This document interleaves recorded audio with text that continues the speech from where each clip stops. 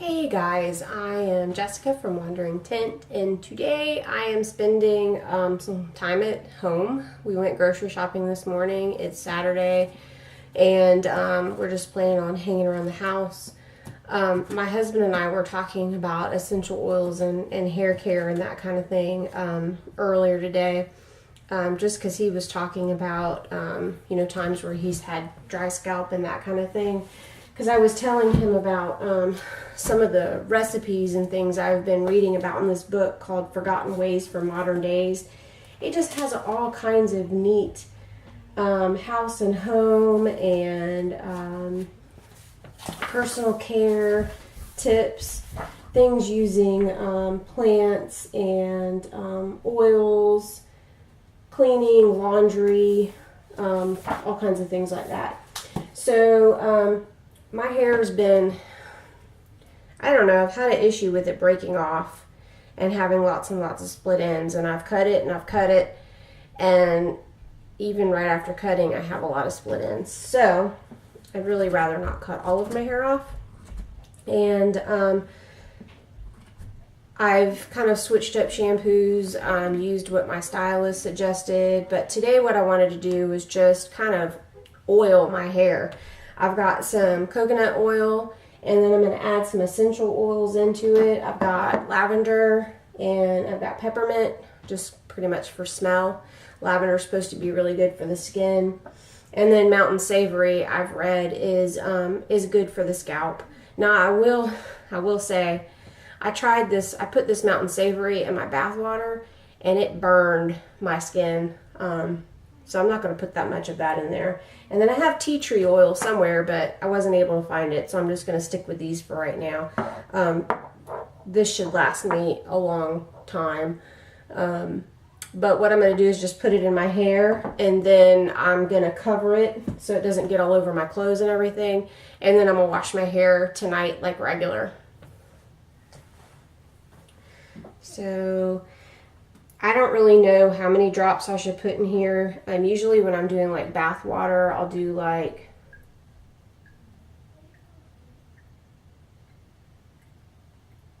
I'll just put 10 in there. Usually when I'm doing my bath water, I'll do like 5 or 6 sometimes, depending.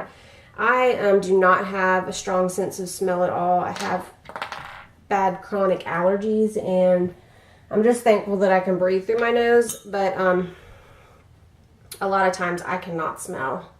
So, I mean, things can have a very strong fragrance, and I'm not able to smell them. Peppermint doesn't want to come out.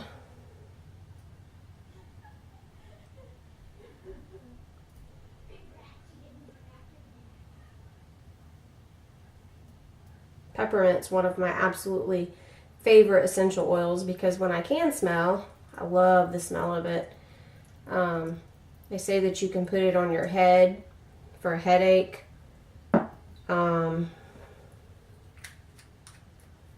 It's supposed to help your digestive health. I'm just going to put a couple of drops of this mountain savory.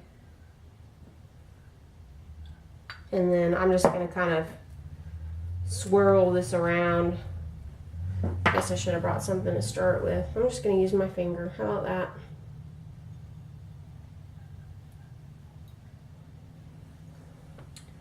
And then that's kind of what I'm going to do.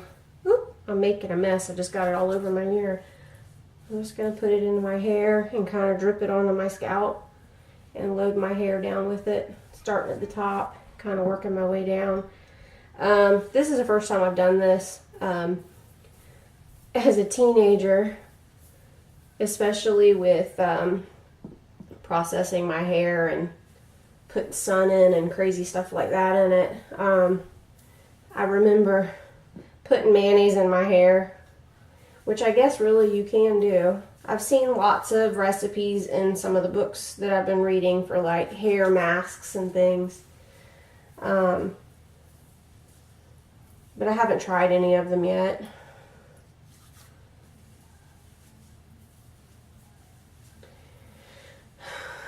I was thinking about, I have a friend at home, and she does cosmetology. She'll actually come to my house and cut my hair for me and color it. I want to ask her what she uses or what she recommends for shampoo and conditioner, because I don't know. I guess I feel like sometimes people in a salon, they're encouraged to sell the products, and so it might not be that it's necessarily a good product, but they're there to sell it. I don't know. I was told the last time I got my hair done in a salon that I could skimp on gel as far as buying cheap gel and stuff like that, but I couldn't skimp on shampoo and conditioner, and I couldn't skimp on that stuff that you put in your hair before you straighten it. And I know lots of people, I'm getting oil everywhere, use different methods for washing their hair that are more natural than shampoo and conditioner.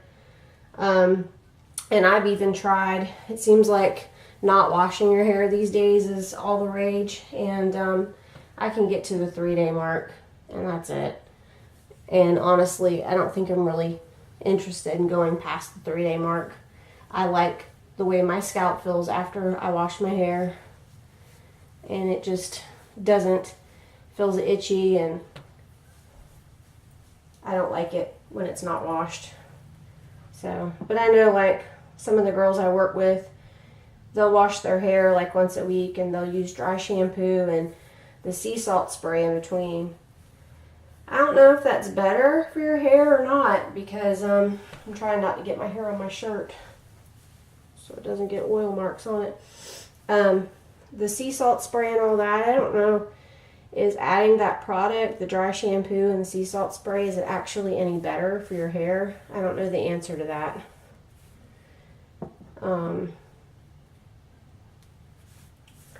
But I absolutely love coconut oil. We use it for a lot of things. We've been using it for several years now. And again, I guess it's another one of those things that's been kind of all the rage over the last few years. But I had read the book Trim Healthy Mama, I don't know, 4 or 5, that's probably been longer than that, years ago. And they talked about all the benefits of coconut oil and how they used it. So we've used it for cooking, we've used it for lotion. My husband's used it for shaving. You can put it on cuts and skin irritation. It's supposed to be antimicrobial. Now, I'm not a doctor. I am a nurse, but I'm not a doctor, and I don't ever give medical advice. So that's my disclaimer. I'm not giving any medical advice. You have to ask your doctor, and ultimately you have to do what's best for you. I've really enjoyed reading some of these natural remedy books. I bought this one from Ollie's the other day. Natural Remedies, Work with Nature to Protect Your Body and Promote Healing. You know, using essential oils instead of medicine can definitely be a hot button where physicians are concerned. You'll have some that, you know, wholeheartedly agree with it, and then others that don't. And I think, again, ultimately you have to do what's right for you. You have to do what's best for yourself and your family. I guess I'm not going to really persuade you one way or the other. I think that if something helps you, it's good. I guess the one of the reservations I do have, though, is because it's not regulated. And I even read this in this Natural Remedies book. Because this stuff is not regulated, like if something comes from another country, they could actually put medication in it to increase your desired effect. And that is really scary, because then you really have no clue what you're getting. You know, when you get a medication, and you hear the commercials, you know, it's got 5 minutes worth of side effects, but at least you know that those are side effects and those things could happen, and they've actually been tested on people. Whereas if you've got something that hasn't been tested at all, you really don't know how you will react. So that's my caution, I guess. But again, I am not a doctor and I'm not giving medical advice. So, okay, that's it. I am nice and oily. And I think I might get away with just my clip and not wrapping my hair. I don't know, it might be better to wrap my hair. But that's it. I will let you know how it goes.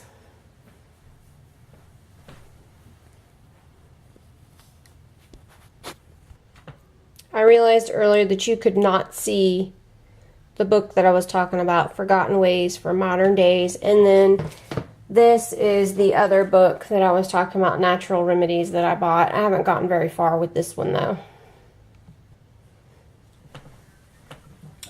So I decided to work on my quilt a little bit. I'm using this towel as my makeshift ironing board.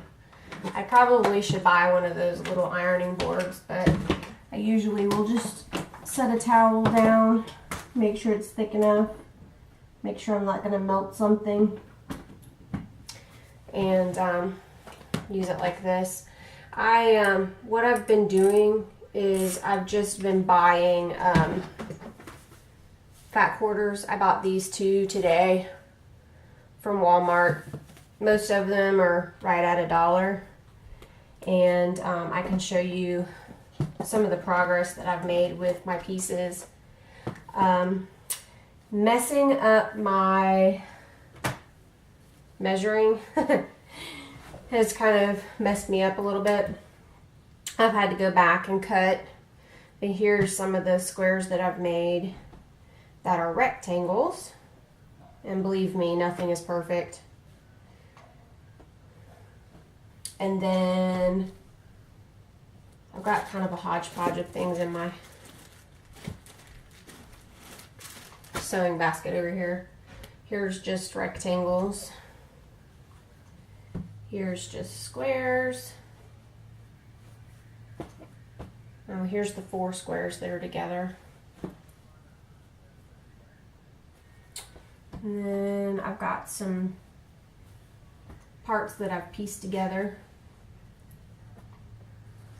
buried in the bottom of my bag here, my box. I'm going to iron some of these pieces so they lay flat because I've got them all scrunched in here now. I was trying to organize all my quilting stuff.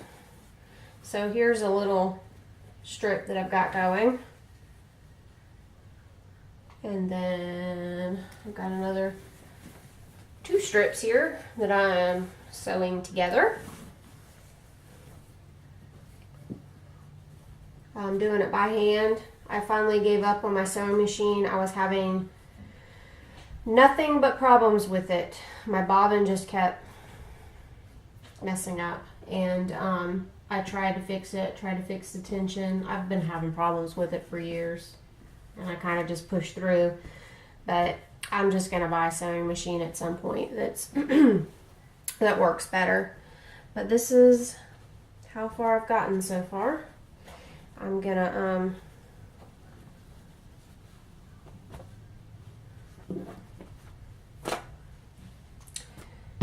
get these fat quarters that I bought, and I'm just going to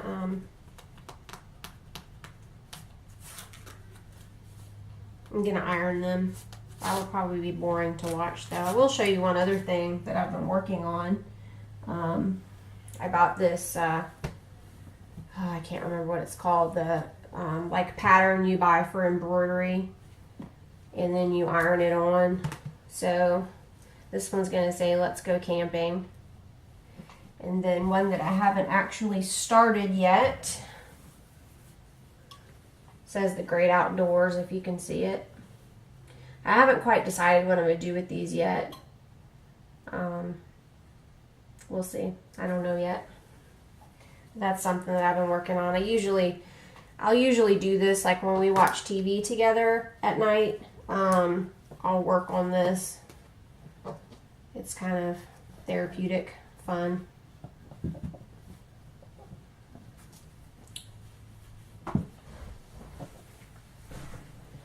So I think what I'm gonna do for now is just cut squares and work on just some squares. I'm cutting these 2.5 by 2.5. I'm pretty sure that's what the measurement is supposed to be. Like I said, I didn't measure properly and it's messed me up a little bit. But two, I can just kind of try to even it up, line it up when I'm sewing it together. So I'm just going to start with like 2 strips. What I'm trying to do is, I'm trying to make the quilt where it's, everything's kind of mixed matched all through it. I'm not quite sure how that's going to look, but we'll see when I'm done. Like, really not much of a pattern to it, just kind of all the colors mixed matched all the way through it. So I guess we'll see. I like the blues.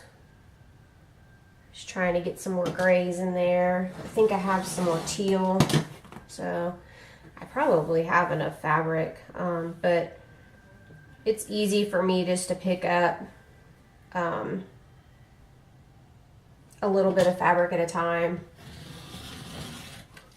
It's, I don't know, really inexpensive way to do it too. It feels like it costs less when you do it a tiny bit at a time. So then I'm just gonna cut these squares, cut these into squares. I'm actually gonna overlap them so that it'll take less time. And then some of my squares that I've already cut have gotten all kind of crinkled up, like this one right here. It's all crinkled up, so I'm gonna try to straighten those out with the iron.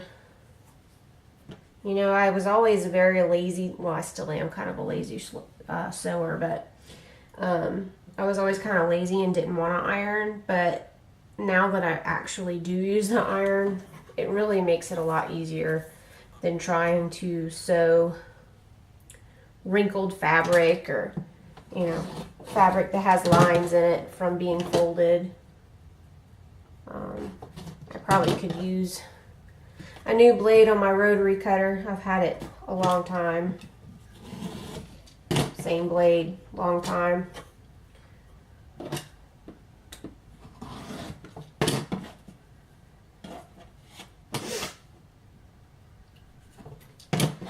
So if you're somebody who already quilts, this is probably very tedious to watch.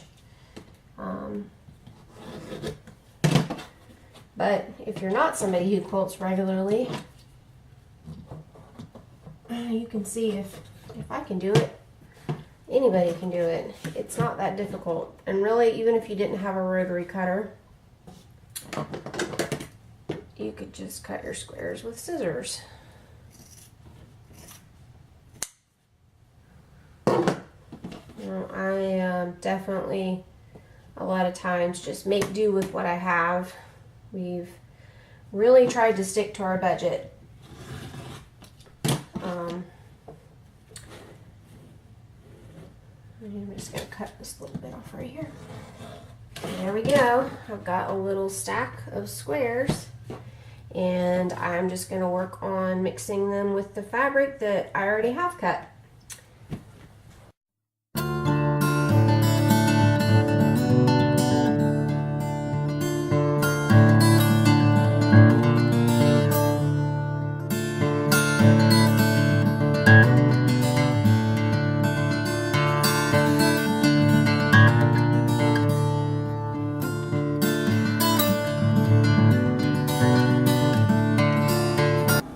So I just got out of the shower and I washed my hair. I had that coconut oil and essential oil in my hair for about 6 hours wrapped up, and the jury's still out. I don't know yet. I blow dried my bangs like I always do when I get out of the shower. They'll be crazy. My hair still feels like I have a little bit of oil in it, so I think I'm really going to be able to tell in the morning whether it's too oily or not, and I may have to rewash it. I didn't want to wash it twice in the shower tonight because it kind of seemed like that was counterproductive in pulling the oils back out, so I will be back tomorrow. So, the verdict on my hair. When I woke up, it was still oily. And I've walked around all day with it oily, but it's nice and shiny. I don't know. If you guys have any natural hair care tips, just leave a comment. Thanks for watching. Bye.